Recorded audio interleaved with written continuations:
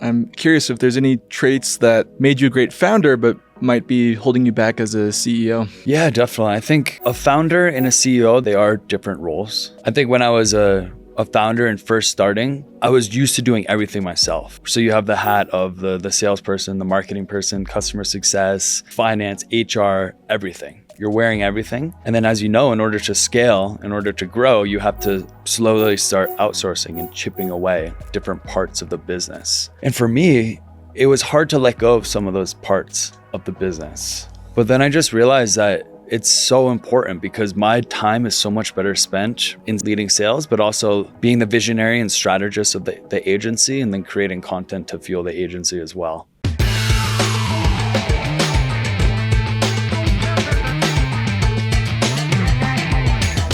Evan, welcome to Founders and Empanadas, mi parcero. So great to have you. Thank you, man. Super excited to be here and enjoy some of these super rico empanadas. Salud. Salud.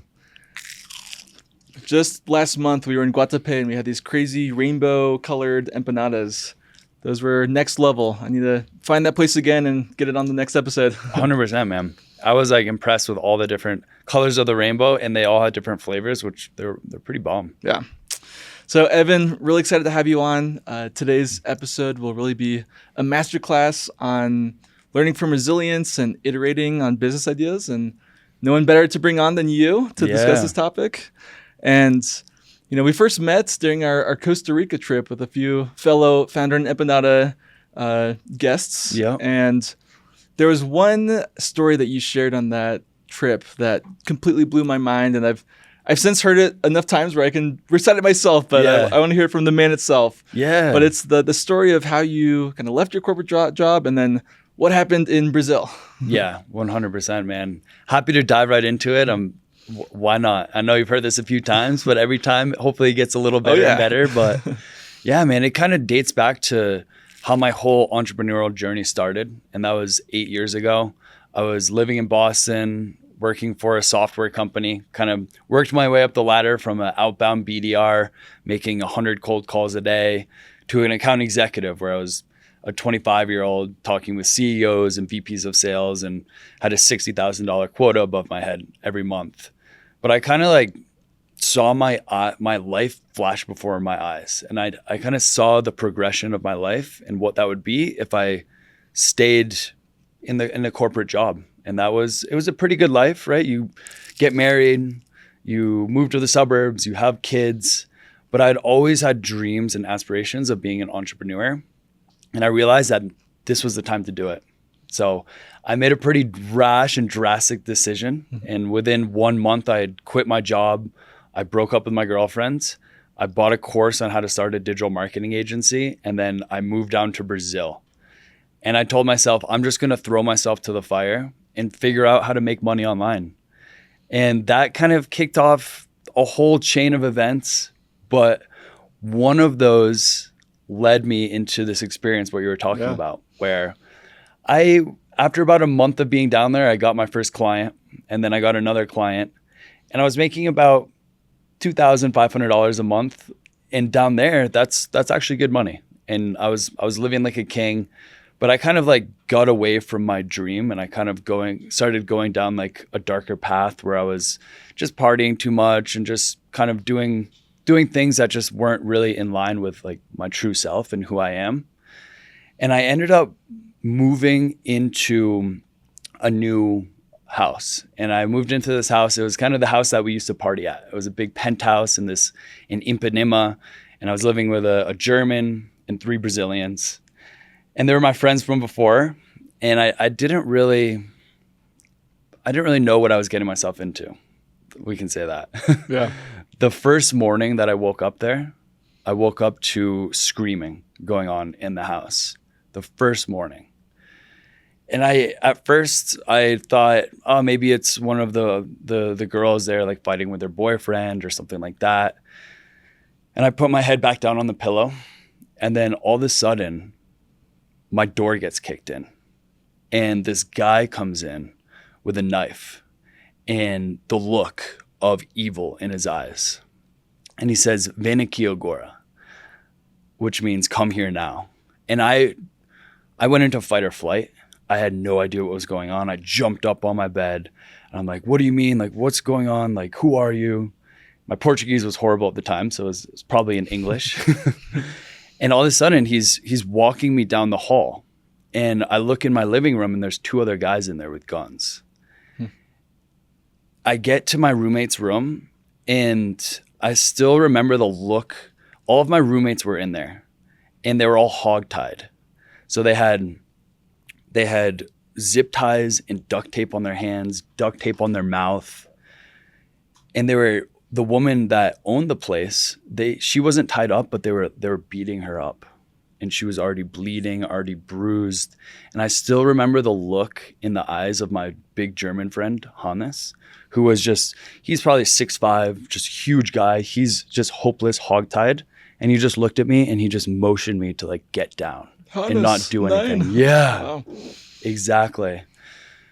And that was a moment when I felt absolutely helpless. I got on my knees. They tied me up. They kicked me in the face. They got me down. And the whole reason that they were there was because they were trying to get into a safe that was there. And this safe was essentially an antique safe that some worker must have seen the safe and spread all these rumors that there was riches and money and whatever in the safe. So these guys orchestrated this whole heist to get in there. And they were not going to stop until they got in there. They were going around, they were putting guns to our heads. They were telling us that they were going to kill us. And at first I was scared for my life. I thought I was going to die. And the things that are racing through your head when you literally think you're going to die are things like, how can I survive? So I thought, all right, maybe if I jump and I go head first through the window and I land on the ground 9 stories up, maybe I'll survive. Or I got myself free enough where I thought I could break myself free and start fighting if they like shot somebody. And first, all of these things, all this panic was going through my head. And then I did something that I hadn't done for a long time. And that was talking to God and praying. And I started talking to God and I started praying, and I told God, if this is the end of my life, I hope I made enough of an impact. Take care of my family, right? I hope my family flourishes and just lives to their fullest potential. And at that point, I was instantly just filled with peace and love. And honestly, this was the moment that I found God. Wow. And this moment absolutely changed my life. After that, like I had surrendered to God and I was at peace. Luckily, the situation folded out. I'm still here, right? They ended up realized they couldn't get into the safe. They went and they locked us away and pretty much robbed everything in our house, went on to rob 3 other apartments in the building, and just made out with bags and bags of electronics and money and any sort of valuable that you can imagine. But this moment is still such a pivotal moment in my life, because I realize now, like, whenever as entrepreneurs, we always come up against turmoil, right? There's always fires to put out. There's always things that happen in our business, in our lives, that feels like everything's breaking down, right? That everything that you don't know if we're going to be able to like make that next paycheck for the employees, right? Or we don't know like how much money we're going to make, or if the business is going to drop down. And now what I do is I go back and I pray, and I go back to the connection that I have with God from this moment. And it always gets me through that. Wow. And God potentially showed up in the form of Giannis's German friend with 2 kegs, right? What's that part of the story? So to kind of finish it off, like, yeah, they brought us and they put us in this room, in this bathroom. And we were all in there just shivering, just cold, like half naked. I think I was in my boxers still. And they shut the door. And we're in there for at least 30 minutes, not even saying a word. We don't want to do anything to anything. And then all of a sudden we hear the front door open, and we hear another German accent. Hannes, where are you? And then next thing you know, the door opens, and there's our German friend who had been staying with us. He was out partying the whole night. He comes back with 2 6-packs and sees the place absolutely destroyed, just torn apart. And seeing that young German man's face was a sign of light and hope, because I realized that the bad guys were gone and that we can get untied and kind of figure out what happened and put it all together. And it turns out like 2 of the guys ended up getting caught. So they went into this favela that was next door. And pretty much the leaders of that favela were like, what are you doing up here? You're blowing up our spot. So they turned them into the police. And somehow I got my laptop back and my iPhone back.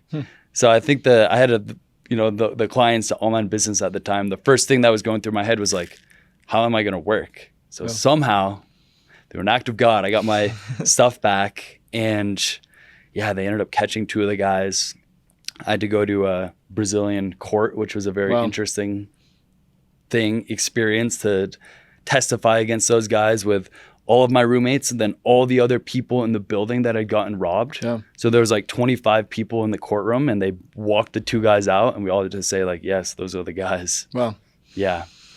Very intense experience. That's wild, man. And how did that experience just teach you about dealing with uncertainty in the business world? Yeah, man, there's always going to be uncertainty, no matter what. There's always going to be uncertainty, but the resilience to just like, to keep fighting, to keep going through it, whether and having that ounce of like faith that things are going to be okay, that if we keep just like doing the right thing, keep showing up, that things are going to work out in business, in personal life as well.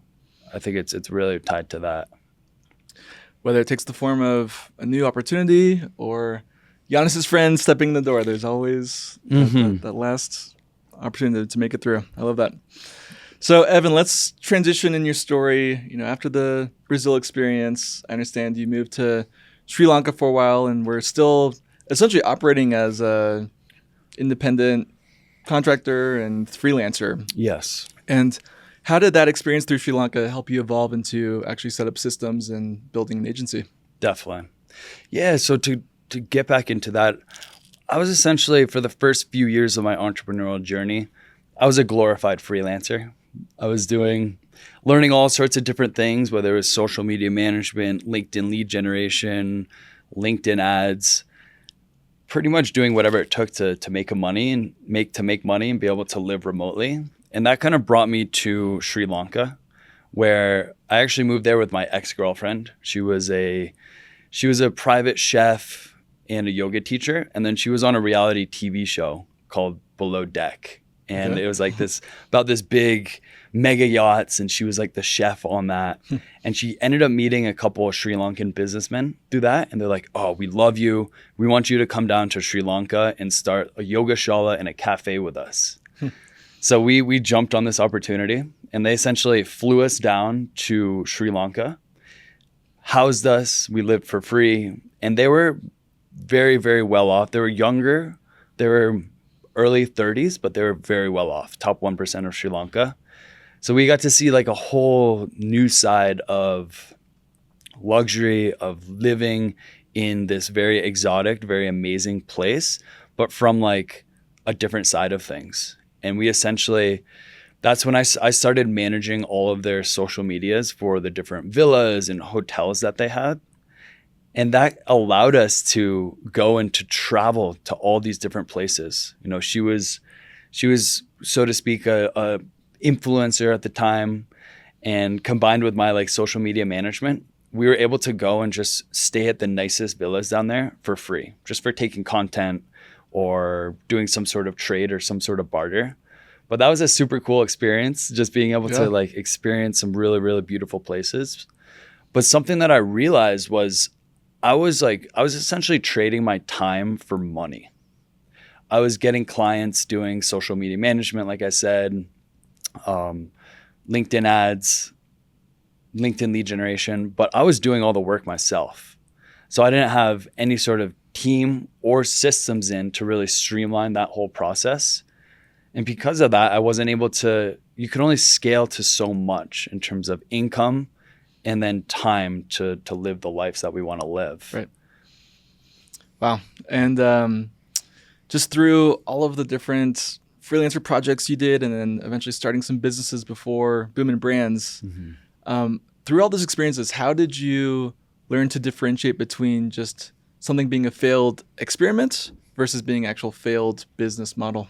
Yeah, that's a great question, because I feel like some people, and I've definitely been at fault for this before. I've probably started 8 to 10 different businesses over the last 8 years. Some of them have been experiments, but I feel like the true test is like if you can really tell yourself and look in the mirror and say that I gave it my all.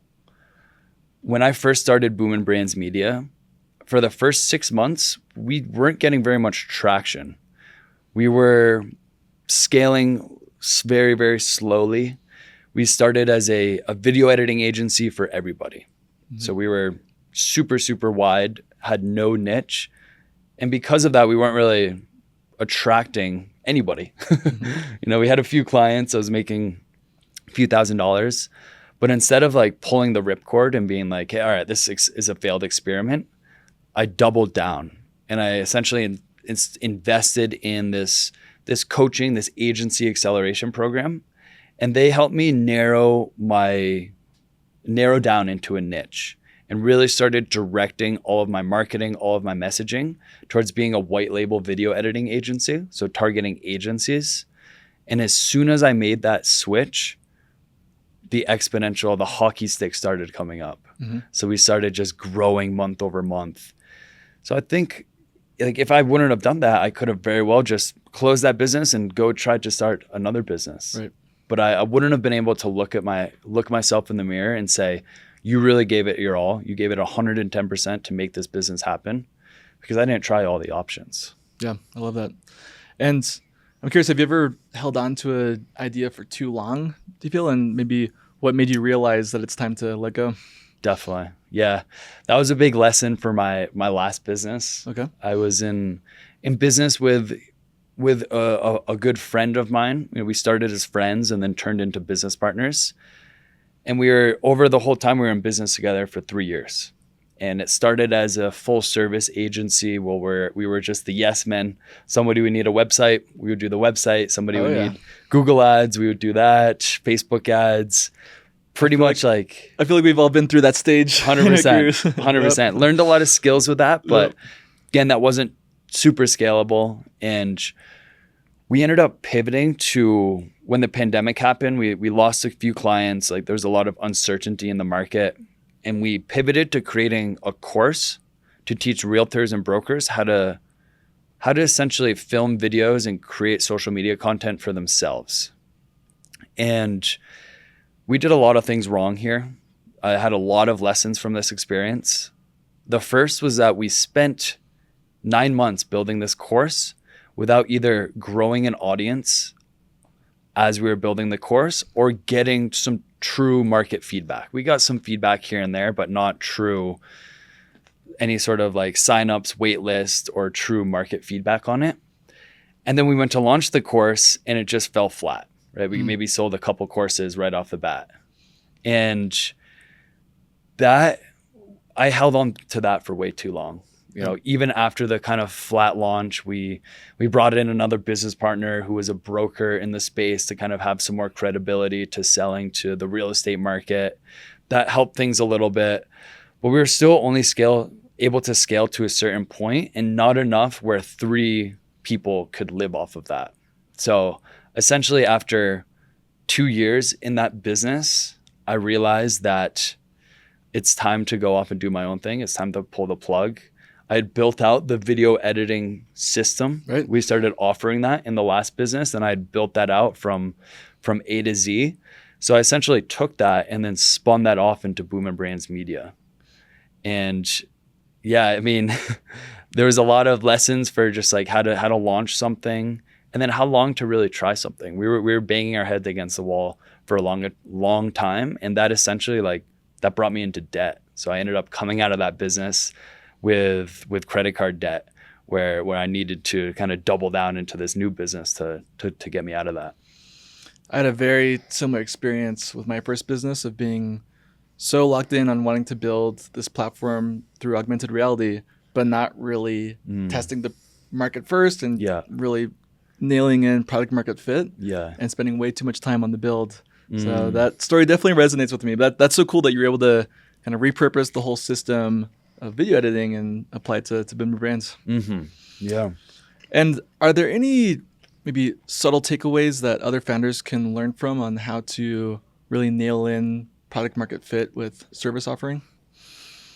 Definitely. I think having a really good system to test different offers with low like cost and low impact.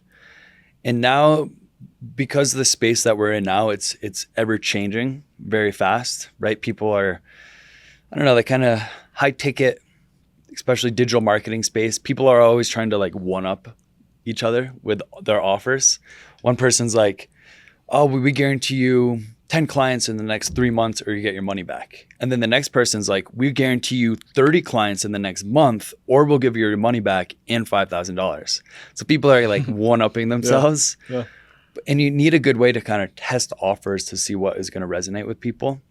So there's a few ways. Like one, now we have an email list that we can test offers with, right? We have like a warm email list, but you can also do it with a cold email list to kind of see what resonates with people.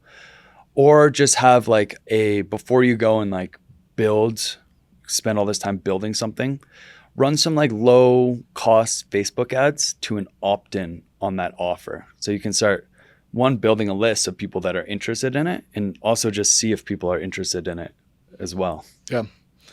I was very impressed by your ad setup that you showed me just the other week. And using that to constantly iterate. Very, very impressive, Evan. Yeah, thank you. And now that you've scaled up Bimmer Brands, I'm curious if there's any traits that made you a great founder, but might be holding you back as a CEO. Yeah, definitely. I think when a founder and a CEO, they are different roles, right? It's very different when you have some clients and some employees for when you have a bunch of clients and a bunch of employees. And that's something that I'm always trying to get better at. I'm always trying to improve on. I think when I was a founder and first starting, I was used to doing everything myself. So you have the hat of the salesperson, the marketing person, customer success, finance, HR, everything. You're wearing everything. And then as you know, in order to scale, in order to grow, you have to slowly start outsourcing and chipping away different parts of the business. And for me, it was hard to let go of some of those parts of the business, some of those parts around customer success, right? Making sure that, the clients are getting that that great service that we know that we would give them, as well as hiring, right? So those are something that like at first it was a little hard to get out of that completely. But then I just realized that it's so important because my time is so much better spent. Right now it's better spent in sales, leading sales, but also being the visionary and strategist of the agency and then creating content to fuel the agency as well. And I was able to really develop she started as a customer success manager. She was actually like one of my first employees as well, and develop her into our director of customer success now, where she's essentially our operations leader, manages all of our project managers, video editors, and clients. And I was able to just give her like what she needs to excel at her job and kind of give her some freedom to go there and mess up sometimes and realize that like people are going to mess up. But we learn from that. That's sometimes the best lessons is when you can like, oh, okay, maybe I shouldn't have done this, but we can look at that and then not do that like that in the future. I love that. My equivalent to your first hire, his name is Dulce. Shout out Dulce. But he's been with me from day one, and it's also been cool to see how his role and responsibilities has evolved over time. Definitely. Awesome, Evan. I think we should get into round 2 of empanadas. Yes, sir. What do you think of them? They're good, man. Yeah. Big fan. Pretty hot. Pretty 100%. Awesome, Evan. So I'd love it if you could share a story of your biggest leadership failure and what was the impact and maybe learnings from that. So the first thing that comes to mind with that, because it's actually relatively recent.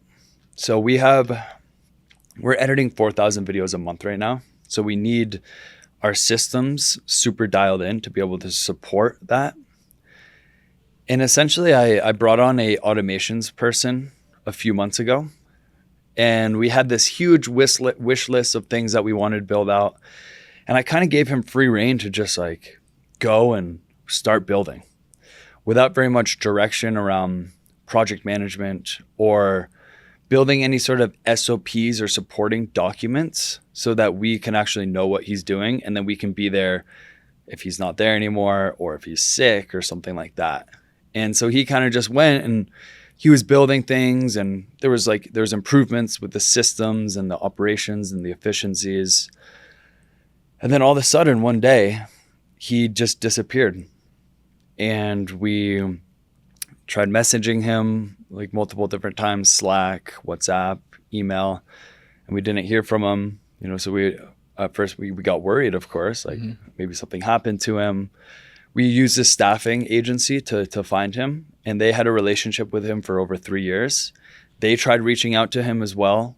They couldn't find him. And so we were essentially left with this whole black box system of automations and workflows that we didn't know where to find what and like what does what. And then all of a sudden, it felt like the next day, things started breaking. And super crucial things started breaking, like making sure we can get the orders from our clients for their video editing requests to our fulfillment team. And so next thing you know, we're scrambling to go in there and to try to fix things ourselves and try to figure out what was built. And what I learned from that is the importance of, one, when you're onboarding new people, having very specific systems in place in terms of like, how are we going to hold them accountable? How are we going to track things? And then how are we going to not necessarily make them replaceable, right? But be able to repeat what they're doing without them. So if I were to do this all over, right, it's using very specific and strict like project management when we're completing these things, but also having follow-up documents and SOPs made as he's making these things that we can go in and take over if something's ever to happen again. Totally. Yeah. SOPs are so key. And I see a lot of startups that they're in extremely scrappy mode and they don't want to invest time in building out the SOPs. But so often things like that happen, or there's so many things that could happen to someone that, they lost that piece of information, and just having the SOP in place is huge. Tough one. Shout out to my automations guy, Grant, for having some great SOPs for his system. Super, super important. Yeah. Awesome, Evan.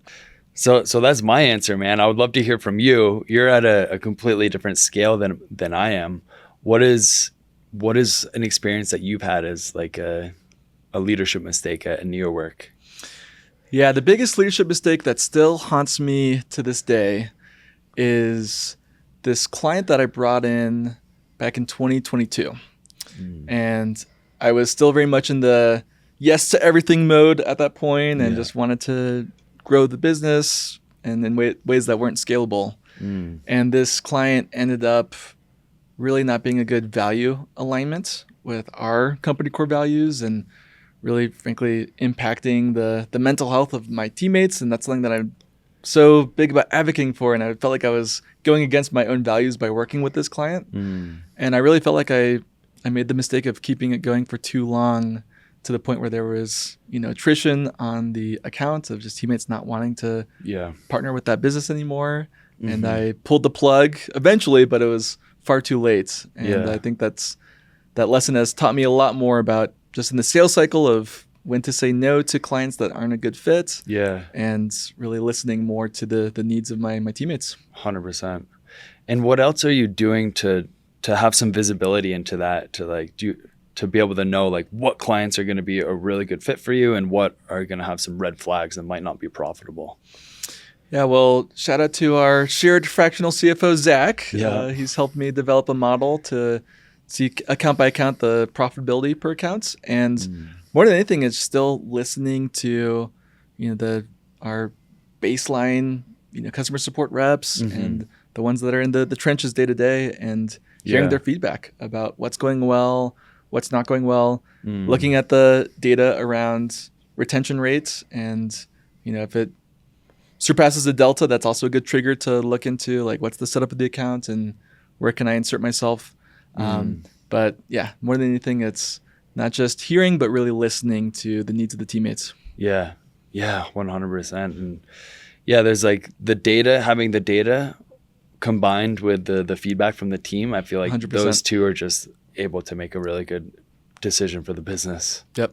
And I'd love to learn a little bit more too about just how you're able to emotionally pick yourself back up from failed businesses and keep the vision alive. Yeah, definitely.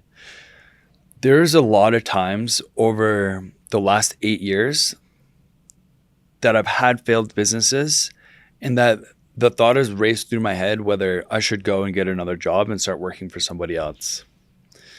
There was times when I was in my early 30s, 30 years old, late 20s, living in my parents' basement, trying to make businesses work.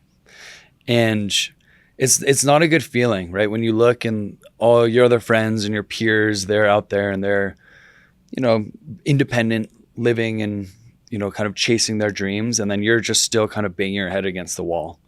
But there was something inside of me that knew that if I just kept trying, and that I just kept trying to be the best version of myself, trying to learn new skills, and trying to provide value to people and to the market, that it eventually was going to click, and I was going to find a business that was going to be able to allow me to live my dreams.